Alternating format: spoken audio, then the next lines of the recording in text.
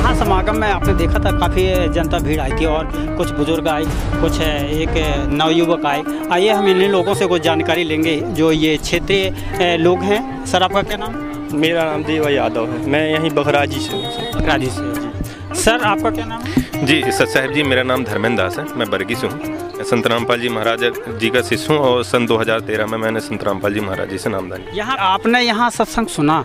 रामपाल जी बाबा के बारे में सुना, यहाँ पर काफ़ी अनुयायी हैं इनके। पर मेरे मन में एक प्रश्न रहता है सर कि जैसे बाबा जो अपने सतमार्ग बता रहे हैं, पर बाबा स्वयं ये जेल में है, ऐसा क्यों? यदि उनमें सतार्थ है तो उनको तो अब तक बाहर आना था। उनके ऊपर बहुत सारे आरोप लगाए गए हैं 2014 में। तो रामपाल बाबा के अनुयायियों से मेरा ये प्रश्न है कि वो इसके विषय में क्या कहना चाहेंगे? इनका कहना ये है कि अगर कोई साधु होता है, संत होता है तो चमत्कार भी होता है। चमत्कार ऐसे हमारे यहाँ तो डेली ही होते हैं कि हमारे कभी किसी के घर में कोई अगर परेशानी है, अगर वो संत रामपाल जी महाराज से दीक्षा ले लेता है तो उसकी बीमारी ठीक हो जाती है, उसके कष्ट दूर हो जाते हैं, उसके परेशानियाँ जो भी समस्या हो जाती है, जो भी कांटा लगा रहता है भक्ति मार्ग में, वो सबसे पहले परमात्मा वो कांटा निकालते हैं ताकि भक्ति सुचारू रूप से बनी रहे। तो ऐसे जो चमत्कार ही तो हैं जो हमारे भैया जो डॉक्टर बोल देता है कि आप बस अपने पिता को या बेटे को, जो भी घर में उनके परेशान रहते हैं सदस्य, वो बस 1-2 दिन की इनकी लाइफ बची हुई है, आप जाके सेवा कर लो। लेकिन संत रामपाल जी महाराज से अगर भक्ति अगर ग्रहण कर लेते हैं तो उनकी आयु भी बढ़ जाती है। तो ये चमत्कार ही तो है, इसी को चमत्कार बोलते हैं। हमारे अगर देखा जाए तो हमको वास्तविक चमत्कार तो यही है ना कि हमारे कष्ट दूर हो रहे हैं, हमारी मानसिक परेशानी दूर रही है, हमको भक्ति का मार्ग मिल रहा है। 84 लाख योनि में ना है, यहाँ वो हमारा मोक्ष का मार्ग है जहाँ सतलोक की प्राप्ति हो जाती है। इससे बड़ा चमत्कार और क्या चाहिए? देखिए भाई साहब ने बताया मोक्ष की प्राप्ति होगी, तो ये मोक्ष है जो स्वर्ग है, नरक है, ये किसने देखा है भाई साहब? ये तो आज तक है जो किसी ने नहीं देखा। जो घटनाएं यहाँ पर घट रही हैं, मनुष्य परेशान है, किसी भी परिस्थिति में परेशान है, आर्थिक परिस्थिति हो गई, स्वास्थ्य से संबंधित परेशानियाँ हो गई, यदि थोड़ा बहुत कुछ यदि उसको हो सकता है इलाज करवाने के द्वारा आराम लगा हो, अपन इसको कैसे सिद्ध कर देंगे कि बाबा की शरण में आकर के है जो ये सब ठीक हुआ? अपन ऐसे ये कैसे सिद्ध कर सकते हैं कि जैसे इनका ये है कि हम इस स्वर्ग किसने देखा, नरक किसने देखा? तो देखिए जी, हम अभी तक दिवाली मनाते आ रहे थे, ठीक है ना। दिवाली से पहले तो हमने ऐसा कोई क्वेश्चन नहीं किया कि हमने राम भगवान को कब देखा, या तो ये होली मनाते आ रहे थे तो हमने ये कब देखा। उस समय तो हमने कोई क्वेश्चन नहीं उठाया। जब हम शिवरात्रि मनाने आ रहे थे तो उस समय तो हमने ये बेरी चढ़ाते टाइम हमने ये नहीं सोचा कि हम शिवरात्रि में हमने शंकर जी को नहीं देखा तो हम बेर क्यों चढ़ाएं। फिर भी आज समाज हमारा शिवलिंग पूजते आ रहा है, कोई अपने अपने हिसाब से भक्ति करते आ रहा है, भक्ति तो करते आ रहा है ना। तो इससे ये तो पता चलता है ना कि भगवान कहीं ना कहीं है, इसलिए तो पूरा समाज संसार भक्ति कर रहा है।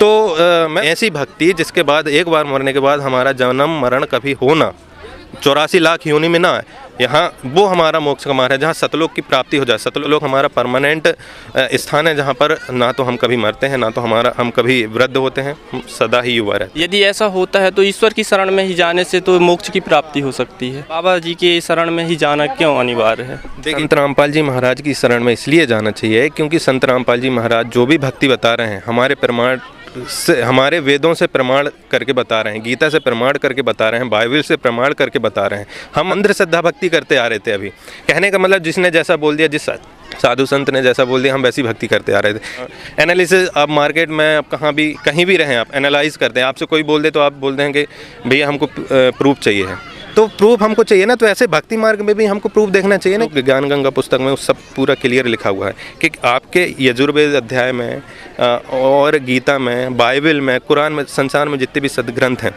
सब में लिखा हुआ है कि भक्ति कौन सी करना चाहिए, किस स्तर में कौन से भगवान हैं। ब्रह्मा विष्णु महेश से भी ऊपर कोई भगवान है, सब अलग अलग स्तर के भगवान हैं।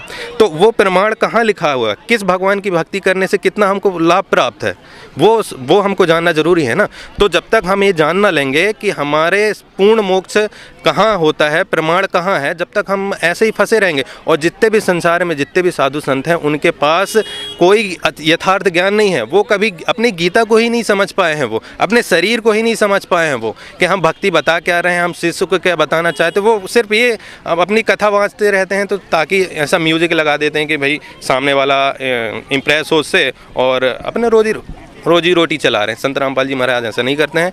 अगर संत रामपाल जी महाराज की अगर कोई मर्यादा में रहकर भक्ति करना चाहता है तो तभी वो नामदान ले सकता है, नहीं तो परमात्मा संत रामपाल जी महाराज ऐसे ग्रहण नहीं करते हैं किसी को। मैं ये चीज़ों को नहीं मानता हूँ, मैं है जो ईश्वर की भक्ति पर ही विश्वास करता हूँ। आपका इष्ट देव कौन है? मेरे इष्ट देव शंकर भगवान है। आपका इष्ट देव कौन है? जी, संत रामपाल जी महाराज मेरे पूर्ण परमात्मा कबीर हैं। कबीर जी ही मेरे इष्ट देव हैं। शिव जी के पुजारी जो है काफ़ी लोग अमरनाथ धाम जाते हैं, तो वहाँ शिव जी ने क्या बताया? शिव जी ने कथा बताई थी, एक तोता और से पार्वती जी को कथा सुनाई थी। जी, शंकर भगवान का देव स्थल है, सनातनी है वो, शिव से तो अलग कुछ है नहीं है, शिव ही सब कुछ है। कि जो पार्वती जी का जन्म हुआ कितने बार हुआ?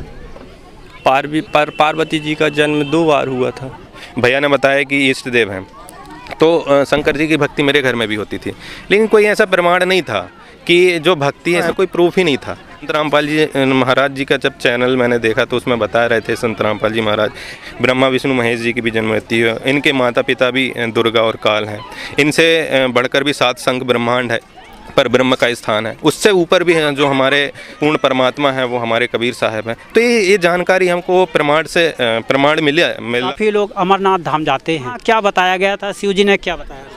वो संत रामपाल जी महाराज जी ने क्लियर करके बताया है कि जो हमको भक्ति देते हैं उसमें प्रथम मंत्र जो परमात्मा ने हमको दिया है वही शंकर जी ने अपनी पार्वती जी को दिया था। वो अमरनाथ जो बता रहे हैं उस स्थान में दिया था। संत रामपाल जी महाराज ने बताया है कि शंकर जी भी किसी अपने उनसे भी कोई ऊपर जो परमात्मा है उनकी साधना करते हैं। आपका क्या मानना है, क्या शिव जी से भी वो ऊपर शक्ति हो सकती है?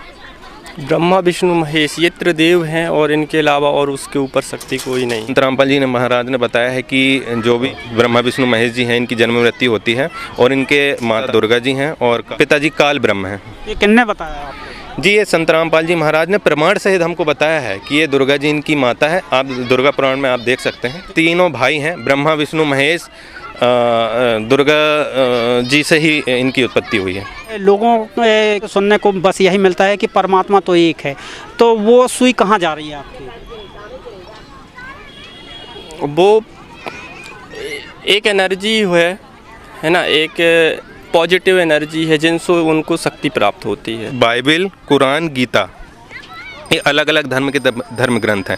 इन अलग अलग धर्म ग्रंथों में भी कबीर साहिब का प्रमाण दिया हुआ है। तो एक बार हमको सोचना चाहिए कि संत रामपाल जी महाराज तो सभी धर्मों को एक कर रहे हैं, सभी धर्मों के प्रमाणित एक निचोड़ बता रहे हैं ज्ञान का, और जो हम भक्ति कर रहे हैं तो सबसे पहले तो उसका प्रमाण कहाँ ये जरूर हमको जानना चाहिए। इन्होंने कहा कि वो शक्ति एक है जो ब्रह्मा विष्णु महेश के ऊपर है। कहाँ तक आपने जाना है, क्या शास्त्र पढ़ा है आपने? जी, गीता में श्री कृष्ण भगवान ने अब कहा है कि मैं ही सब कुछ हूँ। अर्जुन को उपदेश देते हुए कहा है कि मैं ही सब कुछ हूँ, मेरी पूजा कर लिया मतलब सबकी पूजा हो गई।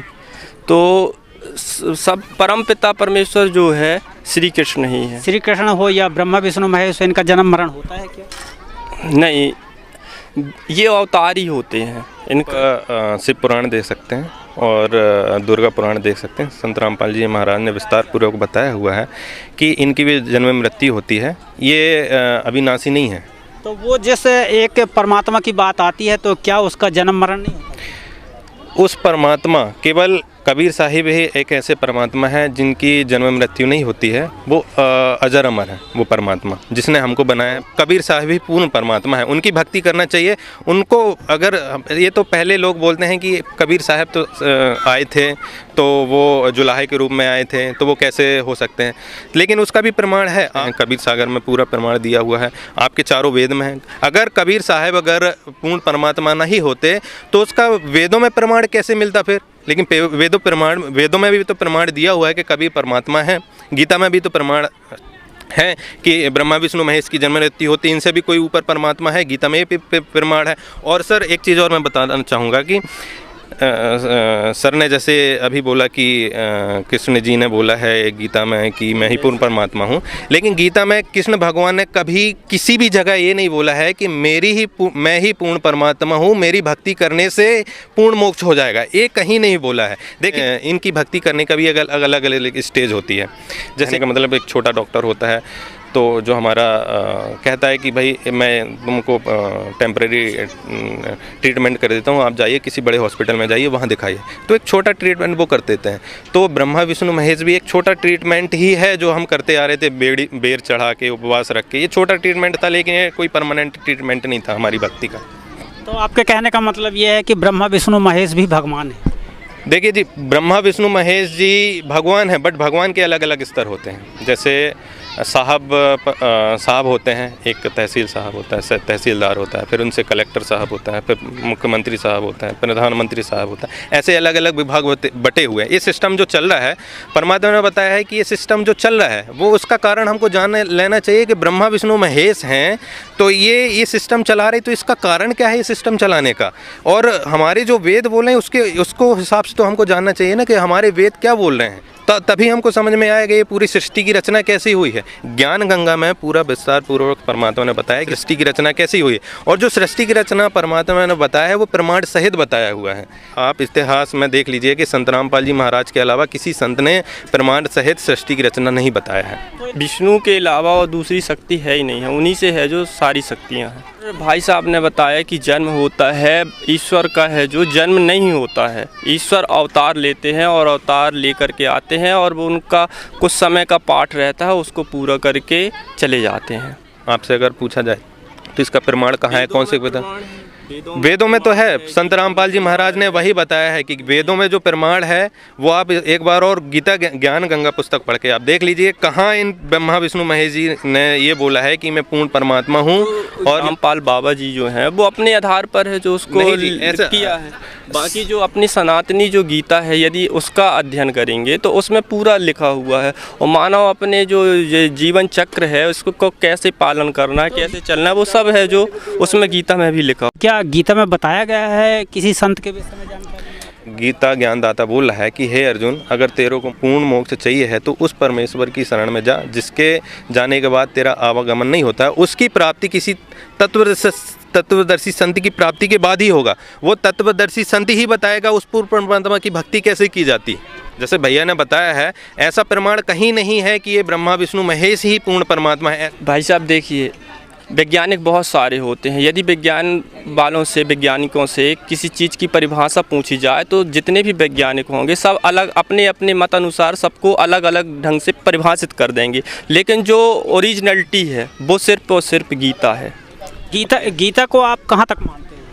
देखिए जी, गीता का जो ज्ञान दिया है, चारों वेदों का सारांश भी एक प्रकार से गीता ही है, लेकिन गीता में केवल ये दिया हुआ है, गीता का ज्ञान समझने के लिए तत्वदर्शी संत की प्राप्ति करना ही होगा, तभी गीता का ज्ञान समझ में आएगा, नहीं तो गीता का ज्ञान समझ में आ ही नहीं सकता किसी को। इनका भाई साहब का कहना ये है कि स्कूल में हम जाते हैं तो पुस्तक लेके जाते हैं, क्योंकि पुस्तक हमें वो समझ में नहीं आती, गुरु की आवश्यकता होती है। इसी प्रकार से ये शास्त्र बने हैं, रामायण हो चाहे गीता हो चाहे पुराण हो, तो इसमें इसका ज्ञान लेने के लिए हमें गुरु की आवश्यकता है। आपका क्या कहना है? गुरु की तो आवश्यकता है। गुरु अपने हैं जो अपने माता पिता को ही मान लेते हैं, और जो जिससे ज्ञान की प्राप्ति होती है उसको गुरु मान लिया जाता है, और उनके मार्गदर्शन में चल करके अपने कार्यों को सिद्ध किया जाता है। मेरा ये कहना है कि गुरु, एक तो संसार में इतने सारे आप देख सकते हैं, इतने सारे लोगों को देख सकते हैं, वो हर जगह अपने गुरु बन के अपना कार्य कर रहे हैं कि तांत्रिक भी किसी के गुरु होते हैं क्या, लेकिन वो तांत्रिक किसी का गलत करके वो जो शिक्षा दे रहा है वो सही दे रहा है क्या? तो इसको हमको आकलन जरूर करना चाहिए कि जो शिक्षा वो दे रहे हैं वो समाज के लिए कितना अनुकूल है, वो कितना प्रतिकूल है, कितना अनुकूल है समाज के लिए, उसका दुष्प्रभाव क्या पड़ेगा, समाज में उसका प्रभाव क्या पड़ेगा, क्या इम्पैक्ट उसका पड़ेगा। और जो भक्ति जो बता रहा है, जो भी गुरुजी बता रहे हैं, उसका प्रमाण क्या है। जो भी आज संसार में, जैसे अभी थोड़ी देर पहले भैया ने बताया कि जो भी साइंटिस्ट होता है एक प्रमाण करके बताता है, जो भी थ्योरी वो देते हैं तो वो प्रमाण बताते हैं, तो वही हमको प्रमाण सबसे पहले जान लेना चाहिए कि वो प्रमाण है कहाँ जो वो बता रहा है। नहीं तो ऐसे तो कोई भी कुछ भी बता देगा। मार्केट में इतने सारे लोग आते हैं, आपको बोल देते हैं हमारा ये प्रोडक्ट ले लीजिए, लेकिन आप जब तक उसको वेरीफाई नहीं करेंगे वो प्रोडक्ट आप लेंगे कैसे? वो ओरिजिनल है, डुप्लीकेट है, ISO मार्क है, उसमें नहीं है, ये कैसे आप करेंगे? कुछ ना कुछ तो आपके पास प्रूफ होना चाहिए ना, कुछ ना कुछ आपके पास सर्टिफिकेट होना चाहिए ना। रामपाल बाबा जी जो हैं ये सब ईश्वर मानते हैं, उनको उनकी शरण में हैं। तो यदि ऐसा है तो रामपाल बाबा के ऊपर इतने अपने जो भारत देश है, भारत का संविधान भारत के लिए सर्वोपरि है, तो उसके अलग जा कर के, विरोध में जा कर के रामपाल बाबा ऐसा क्यों किया? उसका कारण मैं बताना चाहूँगा कि संत रामपाल जी महाराज जो भक्ति बता रहे थे वो शास्त्रों के अनुकूल भक्ति बता रहे थे, और जितने भी साधु संत थे वो अपनी रोजी रोटी चलाने के लिए अपनी दंत कथाएँ सुनाते थे। तो संत रामपाल जी महाराज ने उनको समाज सुधार के लिए उनको आमंत्रित किया कि आइए, समाज सुधार के लिए आपको आमंत्रित है, और जो भी भक्ति हो वो शास्त्रों के अनुकूल हो। लेकिन उन साधु संतों को ये हजम नहीं हुई बात, क्योंकि उनकी दाल रोटी बंद होने वाली थी, क्योंकि जो भी वो भक्ति बता रहे थे वो शास्त्र के विरुद्ध बता रहे थे। संत रामपाल जी महाराज ने उनको आमंत्रित किया कि आप आइए और ये भक्ति का आप सही समाज में सही जो भक्ति है वो आप उसको बताइए। लेकिन वो एक्सेप्ट नहीं किए। समाज ने अपने गवर्नमेंट के साथ अपनी एक प्रोपेगेंडा उसको बना के उन्होंने ये कांड करवाया। और तो एक चीज़ और मैं बताना चाहूँगा कि जैसे बताया है कि परमात्मा बताते हैं कि जो परमात्मा पूर्ण परमात्मा होता है उसके लिए जेल नहीं है। ये हम सबसे पहले तो ये हमको ये समझना चाहिए कि हम भी कहीं जेल हैं। 21 ब्रह्मांड परमात्मा ने जेल बताया है। अब 21 ब्रह्मांड की जानकारी अगर भाई से पूछ लिए जाए तो ये भाई कभी नहीं बता पाएंगे कि ये 21 ब्रह्मांड है कहाँ, कौन सा है। अभी तक किसी साइंटिस्ट ने बताया। वो तो अभी जितना भी साइंस है अभी एक ही ब्रह्मांड में चक्कर लगा रही है, लेकिन परमात्मा ने 21 ब्रह्मांड बताया है। 21 ब्रह्मांड के बाहर 7 संख्य ब्रह्मांड बताया। तो जो आप ब्रह्मांडों की बात कर रहे हैं तो क्या शास्त्रों में ब्रह्मांडों के विषय में शास्त्रों में दिया हुआ है, सभी ब्रह्मांडों के बारे में दिया हुआ है। पृथ्वी लोक में, मृत्यु लोक में कोई पूर्ण नहीं है।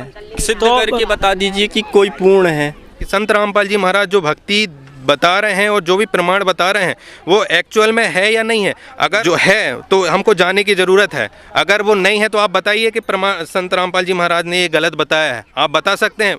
ट्विटर में इतने सारे चैनल चल रहे हैं, ट्विटर चल रहा है, सेवाएं हो रही हैं, यूट्यूब चल रहा है, साधना चैनल चल रही है, पॉपकॉर्न टीवी चल रही है, इंटरनेशनल चैनल में गुरुजी के संत रामपाल जी महाराज जी का चैनल आ रहा है, तो ऐसा झूठ तो हो नहीं सकता है। गीता के अलावा कुरान में भी बताया है, जिसको बताया है बाखबर, उस बाखबर को के पास जाने के बाद ही अल्लाह की प्राप्ति होगी। गीता में भी बताया है कि तत्वदर्शी संत के शरण में जाने के बाद ही सही भक्ति मिलेगी। उस सही भक्ति करने से, पूर्ण परमात्मा की भक्ति करने से ही मोक्ष होगा।